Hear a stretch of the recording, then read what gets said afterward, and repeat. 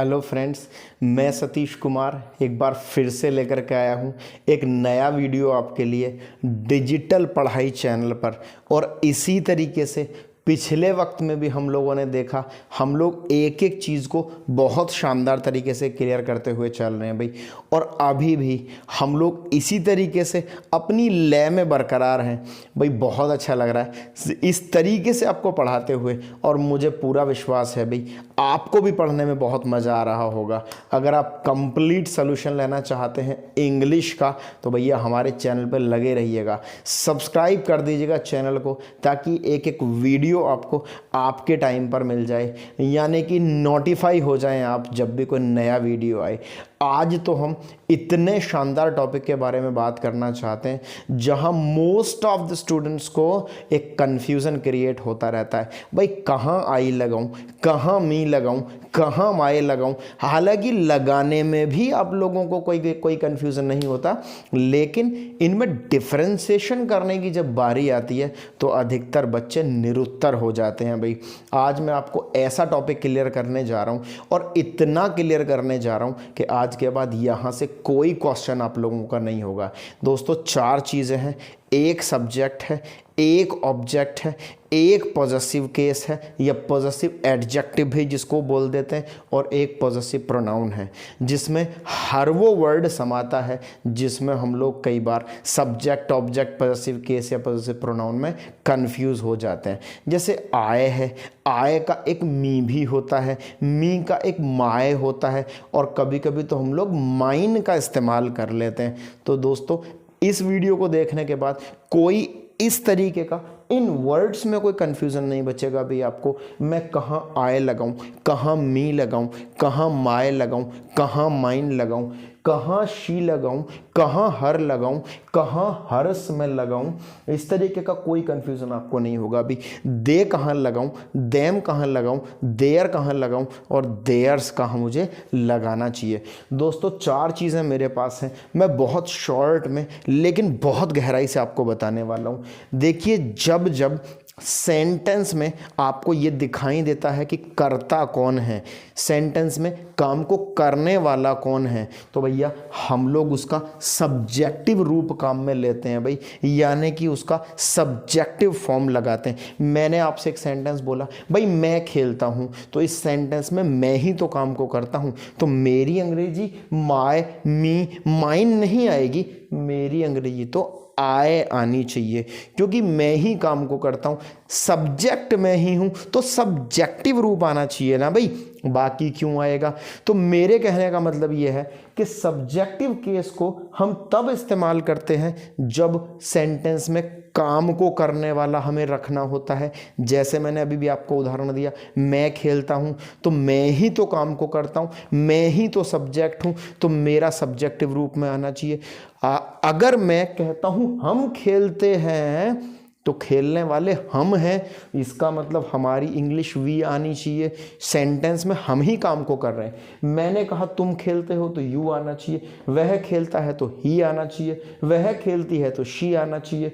कोई छोटा बच्चा है जिसका जेंडर हमें नहीं मालूम है, वह खेलता है या खेलती है, तो हम लोग इट का इस्तेमाल कर सकते हैं। और वे खेलते हैं, चूंकि काम को करने वाले भी वही हैं, तो हम लोग दे का प्रयोग कर सकते हैं। और अगर किसी का नाम है तो नाम के तरीके से भी हम लोग जस का तस इस्तेमाल कर सकते हैं। दोस्तों, दो चीजें आपको मैंने बताई, एक तो जब आपके पास में कोई कर्ता है, कर्ता की पोजीशन में अगर आपको कुछ इस्तेमाल करना है तो भैया ये कीजिएगा।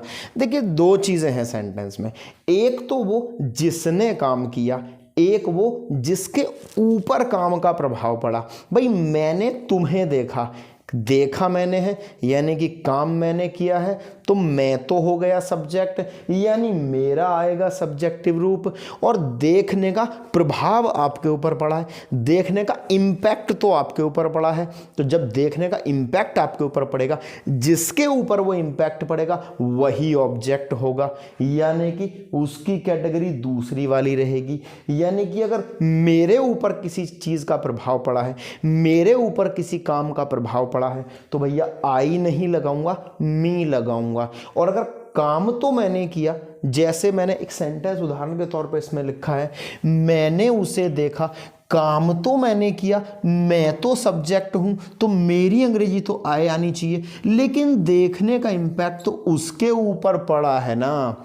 उसने काम तो नहीं किया, काम तो मैंने किया, काम का इंपैक्ट उसके ऊपर पड़ा, यानी कि कर्ता तो मैं हो गया, और जिसके ऊपर काम का इंपैक्ट पड़ा है वो हो गया भैया ऑब्जेक्ट। यानी कि मैं सब्जेक्ट और वो ऑब्जेक्ट, यानी मैं सब्जेक्ट और वो ऑब्जेक्ट।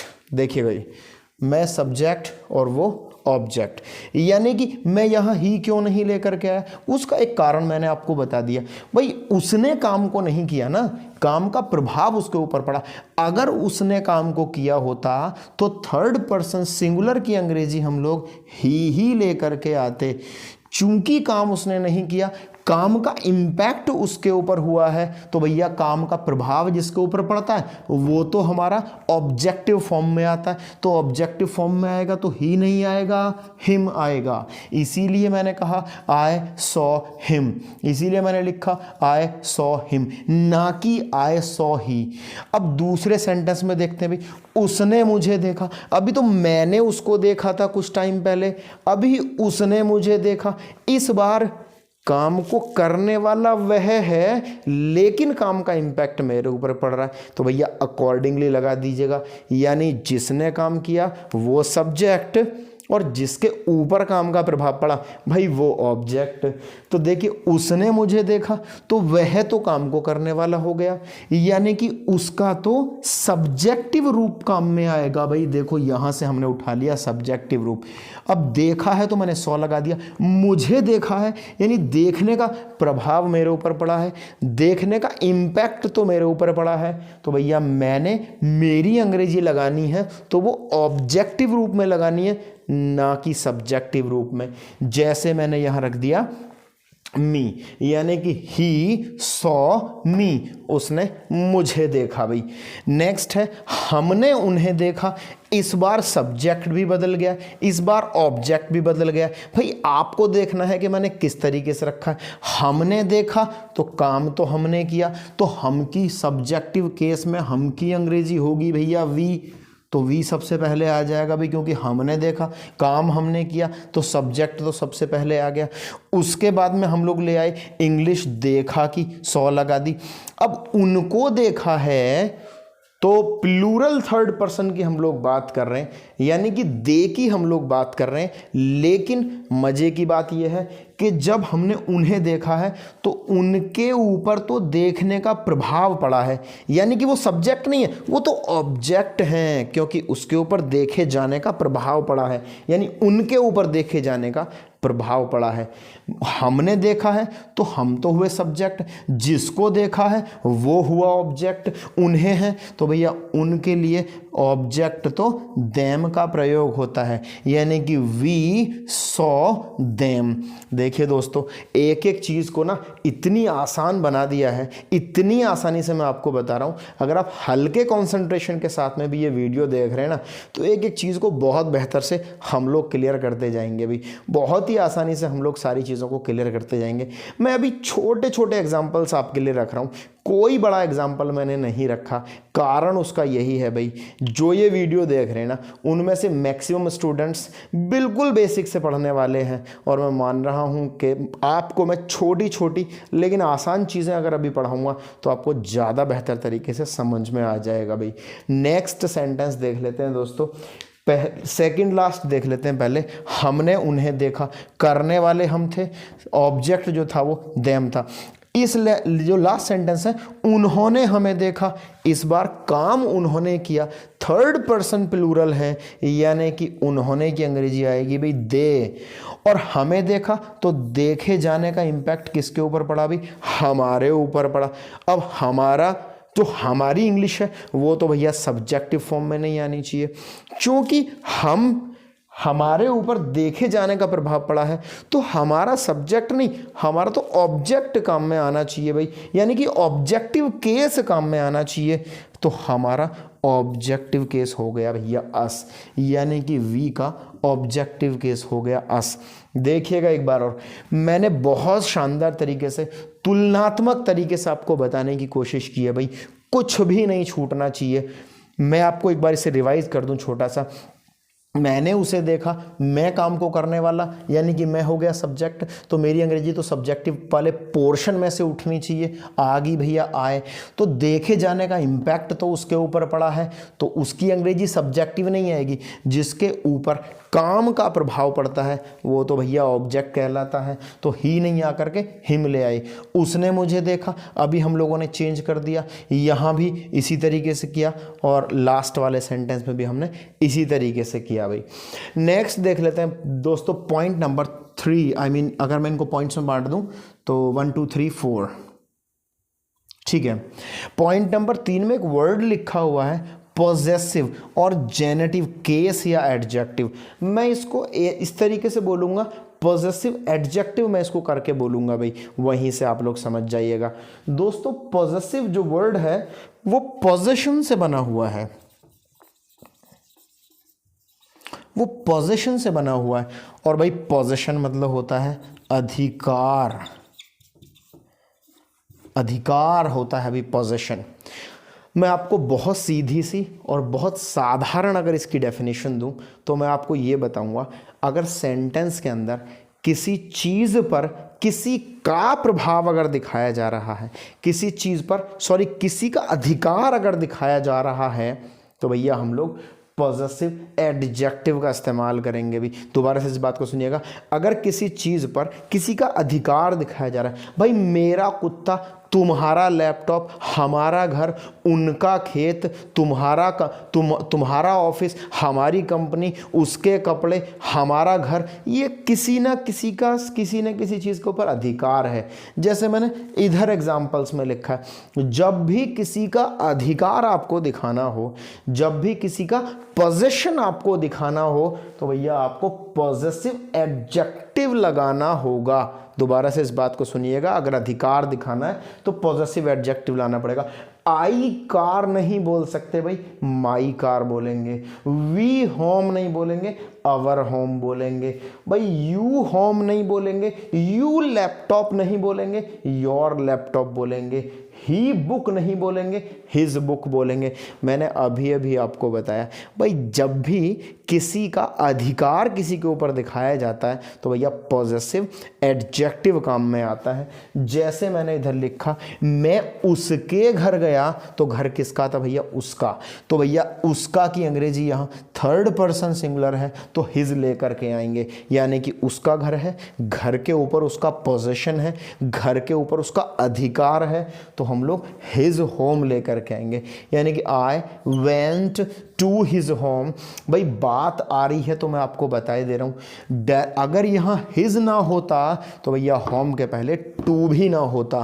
कारण उसका एक है, जो होम है, होम एक एडवर्ब ऑफ प्लेस है। हालांकि मैं ये सारी की सारी चीज़ें आपको एडवर्ब्स में बताऊंगा, लेकिन फिर भी यहाँ बात बता रहा हूँ आपको कि इस तरीके का अगर कोई भी वर्ड यानी कि होम अगर आता है तो उसके पहले टू नहीं लगाते, लेकिन अगर होम के पहले कोई भी पॉजेसिव एडजेक्टिव आ जाए, हिज आ जाए, योर आ जाए, माय आ जाए, देयर आ जाए, तो भैया उसके पहले टू का इस्तेमाल आराम से कर सकते हैं भाई। यहाँ तक देखिएगा क्या लिखा हुआ है, I went to his home. I went to he home नहीं लगाया, I went to him home नहीं लगाया।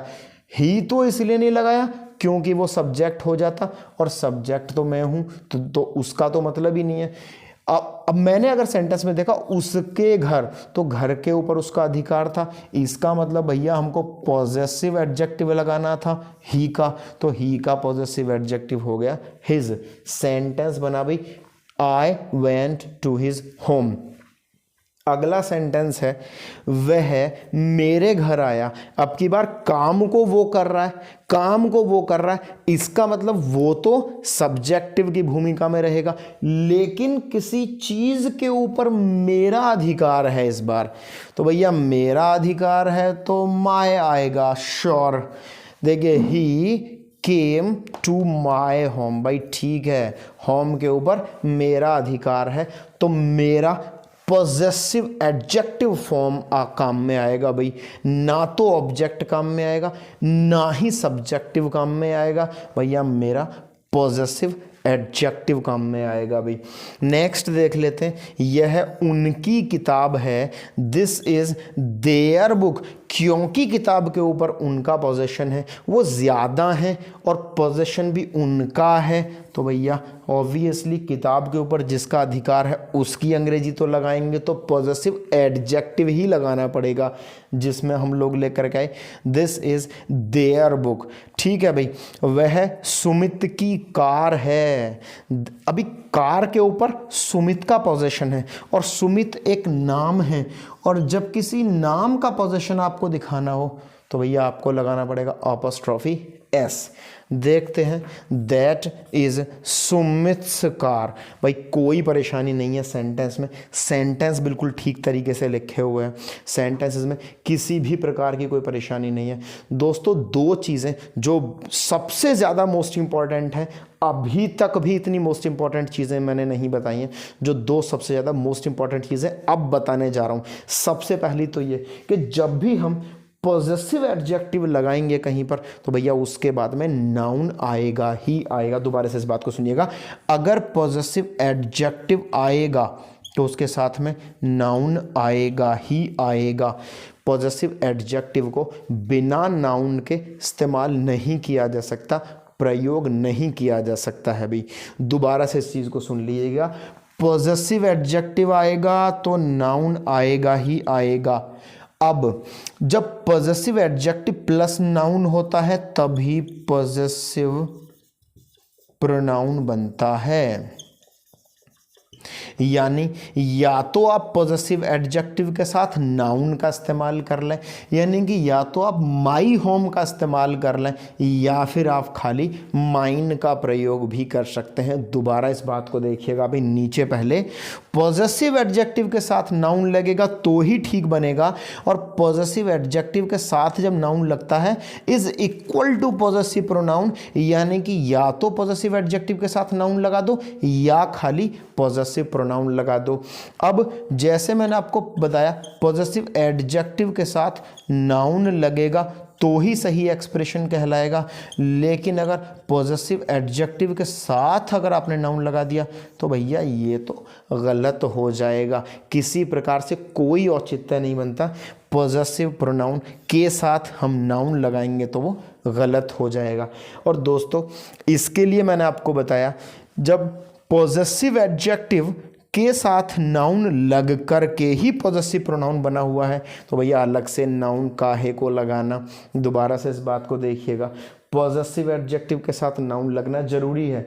माय होम होगा, सेंटेंस माय के साथ ख़त्म नहीं हो सकता। आवर होम होगा भाई, आवर खाली नहीं आएगा, किसी न किसी नाउन को लेकर के आएगा भाई। योर होगा, हिज होगा, हर होगा, इट्स होगा, देयर होगा, नेम के साथ अपॉस्ट्रोफी एस होगा।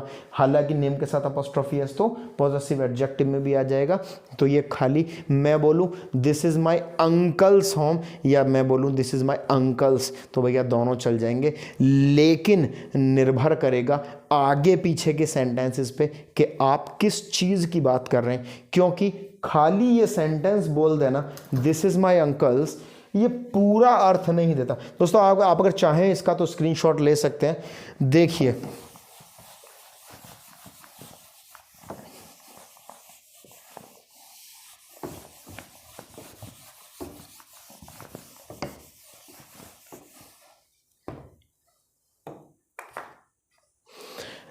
मैंने कहा यह मेरे चाचा जी का घर है, तो this is my uncle's home. अभी बताया भाई, अगर आप पॉजिटिव एडजेक्टिव, क्योंकि घर पे चाचा जी का अधिकार है इसलिए अंकल्स होम हो गया भाई, लेकिन मैंने आपको बताया अभी अभी positive adjective plus noun is equal to positive pronoun, यानी कि दिस इज माय अंकल्स भी हो सकता है भाई, दिस इज़ माय अंकल्स भी हो सकता है। अब बहुत सारे स्टूडेंट्स को इसमें कन्फ्यूज़न होगा कि जी दिस इज़ माई अंकल्स अगर हो गया तो हम पहचानेंगे कैसे कि किस चीज़ की बात चल रही है, हम लोग जानेंगे कैसे कि किस चीज़ की बात चल रही है। तो भैया ये निर्भर करेगा आपके आगे पीछे के जो सेंटेंसेस आएंगे वो बताएंगे कि बात किस चीज़ की चल रही है, बात क्या चल रही है। जैसे मैं आपको एक उदाहरण और देता हूँ, मैंने कहा this is my car, this is my car. तो भैया देखो माई हो गया यानी कि पॉजेसिव एडजेक्टिव हो गया, और कार हो गया। ये तो भैया ठीक है, पॉजेसिव एडजेक्टिव ठीक है प्लस नाउन ठीक है, तो सही एक्सप्रेशन बनता है। लेकिन माई कार की जगह यानी कि पॉजेसिव एडजेक्टिव प्लस नाउन की जगह हम पॉजेसिव प्रोनाउन का प्रयोग कर सकते हैं, अभी भी मैंने आपको बताया। तो मैं चाहूँ तो इस्तेमाल कर सकता हूँ दिस इज़ माइन। अब यहाँ भी वही चक्कर आता है, अभी कैसे पता लगेगा कि बात किस चीज़ की चल रही है। तो भैया वो आपको आगे पीछे के सेंटेंसेस को देख करके मालूम होगा कि बात किस चीज़ की चल रही है। तो दोस्तों आपको मैंने बताया, अगर आपको पॉजेसिव एडजेक्टिव में नाउन लगाना है तब इस्तेमाल करना है तो भैया तब इस्तेमाल कर सकते हैं। अगर आप चाहते हैं कि नहीं पॉजेसिव एडजेक्टिव में इस्तेमाल करना और नाउन लगाना, तो आप उसकी जगह आप पॉजेसिव प्रोनाउन का इस्तेमाल भी कर सकते हैं। मैंने जो नीचे लिखा है एक बार और उसको ऊपर लिख दूं,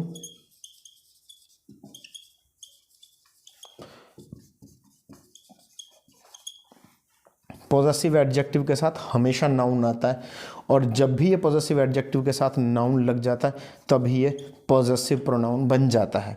यानी कि या तो इसके साथ नाउन या खाली इसको इस्तेमाल कर दीजिएगा, या तो इसके साथ नाउन या खाली इसको इस्तेमाल कर दीजिएगा, या तो इसके साथ नाउन या तो माय होम या फिर सिर्फ माइन, या तो अवर होम या तो सिर्फ अवर्स, या तो सिर्फ योर होम या तो सिर्फ योर्स। इसी तरीके से आप लोग सबका करते जाइएगा भाई।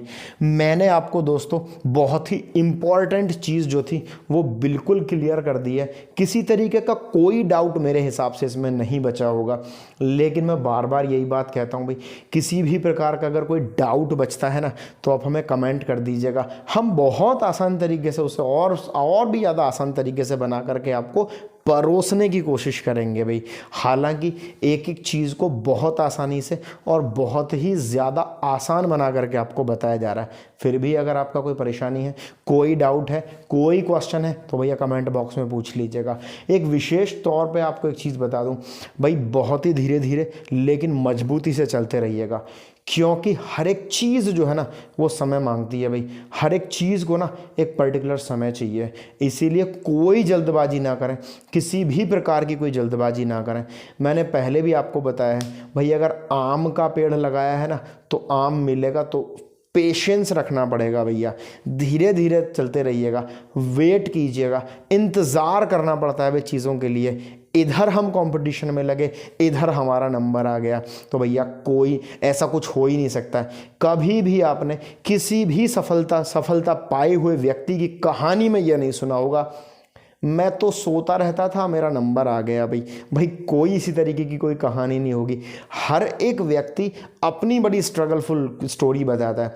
भाई मैं बहुत मेहनत किया करता था, मैं इतने घंटे पढ़ता था, मैं इतने घंटे जगता था, मैंने ऐसे ऐसे करके सफलता पाई है, मैंने वैसे वैसे करके सफलता पाई है, मैं तो बहुत जगता था। दोस्तों ये चमत्कार थे ना वो पुराने टाइम में हो गए जितने होने थे, आज के वक्त में ना चमत्कार नहीं होगा। अगर आपको चमत्कार जैसी कोई दिखाई दे रही है ना कोई चीज़, तो उसके पीछे उस व्यक्ति का जिसके साथ में चमत्कार हुआ है ना भाई, उसकी अपनी कहानी होगी या उसका अपना संघर्ष उन चीज़ों के पीछे होगा।